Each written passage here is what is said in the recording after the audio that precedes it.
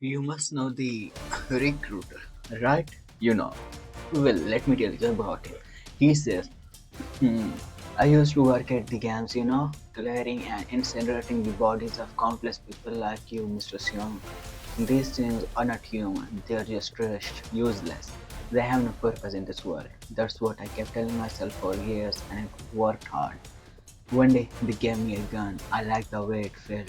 It was like someone had finally acknowledged my existence. And I don't know which year it was. There was a man who had lost and I went over to shoot him. But I recognized his face. Guess who it was? My dad. I was aiming a weapon at my very own father, and he begged me, tears in his eyes, to spare his life. And so, do you know what I did?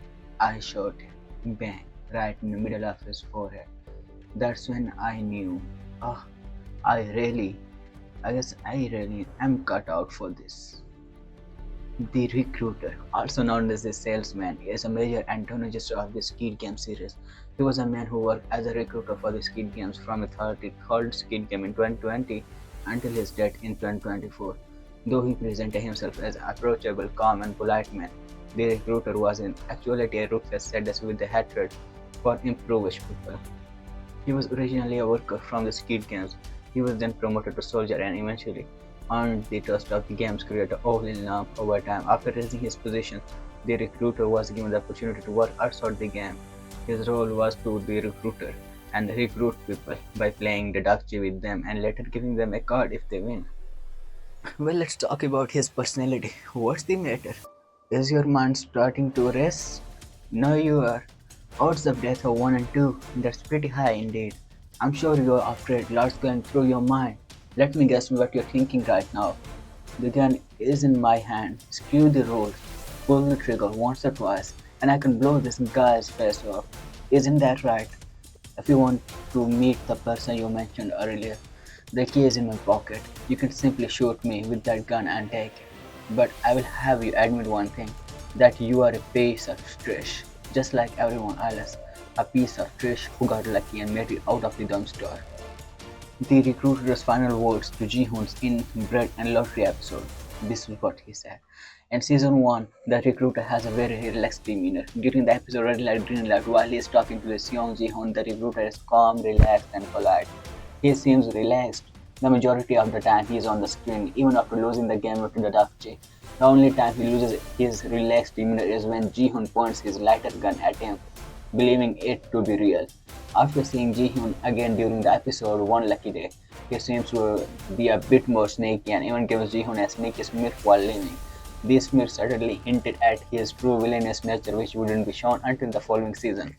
In season 2, the recruiter is shown to be a lot more ruthless and displays sadistic and sociopathic behavior. He is shown to hate miserable and poor people and sees them as trash. Even his father, whom he shot in the games and mockingly told Ji-hyun that he was terrible at the Dakji, and that him winning the game made him be viewed no differently than the losing players to the recruiter and the other organizers. He takes sadistic pleasure in his interaction with homeless people, appearing visibly entertained when a ticket turns out to be a losing one. His twisted take on the destiny and the value of life made him the perfect man for the job, someone who would be willing to play deadly games to prove a point. Ultimately, however, he does not resort to breaking the rules to kill Ji-hoon when provoked, accepting his death and loss in the final game. As in the case with many of the Squid Game stuff, the recruiter was apparently wholly dedicated to the event to the point where his life had little value to himself. This is best displayed during his fateful game of Russian roulette with Ji-hoon, where during his first turn he grabs the revolver with no hesitation and pulls the trigger almost instantly, unfazed by the risk of death.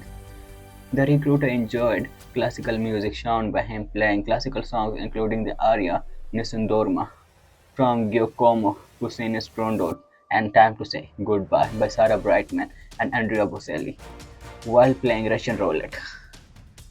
Talking about his history, the recruiter started out as a pink god from the Squid Game who earned the trust of the game's creator All in Lam. Over time, he initially was a worker before being promoted to soldier, and then finally a manager. He killed his own father during one of the games after achieving the highest position.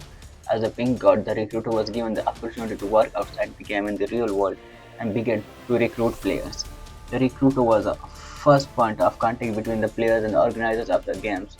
With this briefcase of cash and the Dakchi envelopes, He lured players in by offering them an easy way to make money. After several rounds of Dagakchi, he gave players a card with a logo and a phone number for the players to call for the chance to play more games and make money. If players wish to participate and call the number, the recruiter would instruct them to state their name and birthday before allowing them to play. In 2020, talking about the 2020, the recruiter began to recruit players for the 33rd Squid Game, including Cha Song-woo, Kang Se-byuk, Ali Abdul, Jung Duke-soo, Han Myung-noon, and Ji-hyun. After 445 players were recruited for the 33rd Squid Game, the recruiter approached who would ultimately be the last player, Seong Gi-hun. On the sub, he asked Ji-hyun to play the Jakti with him, where the winner would receive 100,000 won. Ji-hyun reluctantly agreed to play. Ji-hyun failed the first round, but the recruiter succeeded.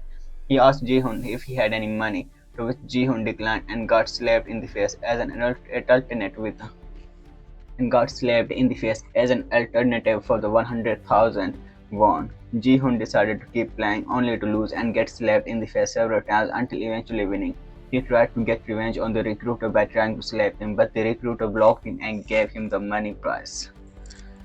He then offered Ji-hyun a chance to participate in the 33rd Squid Game, but Ji-hyun was doubtful. The recruiter then revealed that he knew about Ji-hyun's debts to banks and loan sharks and remanded him as a way to pursue him. When Ji-hyun asked how he knew his information, the recruiter gave him a business card and asked him to call soon as there were no many spots left, and exited the subway station. Ji-hyun eventually decided to accept the recruiter's chance to participate in the games and called the number. The recruiter picked up the phone and asked Ji-hyun who is calling. Do you wish to participate in the game? If you wish to play, please state your name and birthday. Ji-hyun told the recruiter his name and birthday, and by doing so officially began his participation in the games, being taken to the island shortly thereafter. Footage of the recruiter slapping the other future players of the 33rd Squid Game, including Chu Sang-woo, Kim Mi-ok, and Park Jo-eun, was shown to the players by the guards. And now talking about the 2022. In 2022, the recruiter began to recruit players for the 34th Squid Game, following Lil Nam's death a year before. Ji-hyun had won the 33rd Squid Game, spotted the recruiter playing the Jakchi with another person at a subway station while he is talking to Seong Gi-hun at the phone. The recruiter sees Ji-hyun staring at him and gives him a sneaking smile before giving the other person a business card. Ji-hyun then rushed towards him, but before he made it, the recruiter had boarded a train and waved goodbye to Ji-hyun as the train began to leave the station. Ji-hyun then took the card from the person and used the number to inform the game's operators that he can't forgive them. In doing so, he heard the recruiter's question again. Do you wish to participate in the game? If you wish to play, please state your name and birthday. Then in 2024, between the months of August and September of 2024, the recruiter began to recruit players for either the 36th or 37th Squid Game. Whether or not Lil Nam's death postponed the 2021 game or not is unknown. That would be hosted in October, including Thanos, Kim Jun-hee, Choi Hyun-joo, Lee Myung-ji, and Park Jung-jae. After 455 players were recruited for the 33rd Squid Game, Ji-hyun later returning as a 456th player, while the frontman went undercover as player 001. The recruiter continued with his day. Meanwhile, two men, Kim Jung-rae and Cho Woo-seok, recruited by Ji-hyun, who had found him after searching for the recruiter for 2 years, tracked his movements.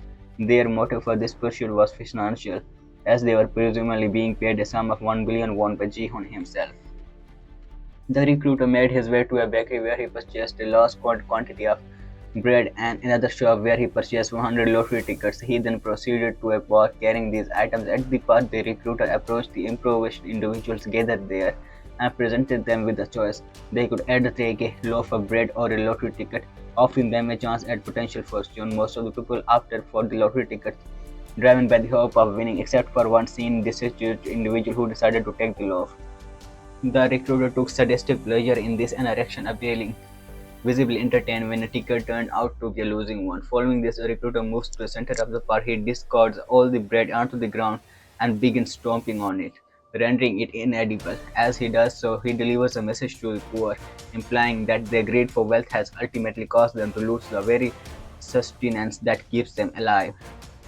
The recruiter continues about his day, still leaving a strange trail of not knowing what his presumed plans are. The men hired by Ji-hyun at this point lose patience and decided to attack him directly, but to no avail as a recruiter effortlessly overpowers them and kidnaps them to his place.